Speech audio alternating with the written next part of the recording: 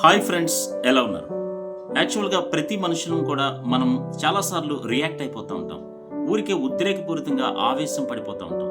కానీ కామ్నెస్ అనేది it's a skill. Okay, react అవ్వటానికి, రెస్పాండ్ అవ్వటానికి మధ్యలో 4 విషయాలు ఉంటాయి. 1 self awareness, 2 imagination, 3 conscience, 4 independent will. Okay, ఇవన్నీ కూడా క్లియర్గా చిన్న చిన్న ఉదాహరణలతో అర్థమైనట్టు నేను మీకు ఎక్స్ప్లెయిన్ చేస్తాను. అదేంటంటే సెల్ఫ్ అవేర్నెస్ అంటే ఏంటంటే, ఉదాహరణకి మనకి సడన్గా కోపం వచ్చింది. కోపం వచ్చేటప్పటికి ఉద్రేకపూరితంగా కొడదామనుకోనో, బూతులు తిడదామనుకోనో, అరుద్దామనుకోనో మనకి ఆ ఆలోచనలు వచ్చినాయి.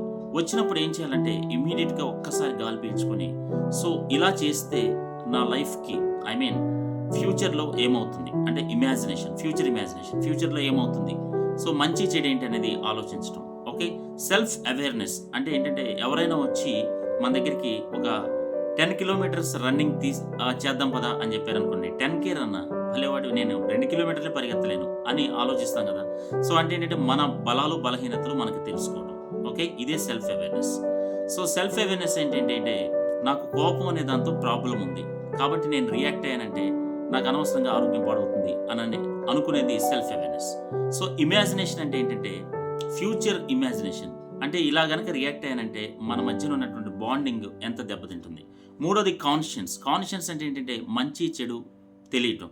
ఓకే, సో ఎవరన్నా వచ్చి ఈ డ్రగ్స్ ట్రై చేద్దాం పదా అని చెప్పారనుకోండి, ఓమ్మో ఇది చాలా తప్పుడు విలువ, నేను ఇలాంటివి చేయను అని చెప్పి తెలుసుకోవటమే కాన్షియన్స్.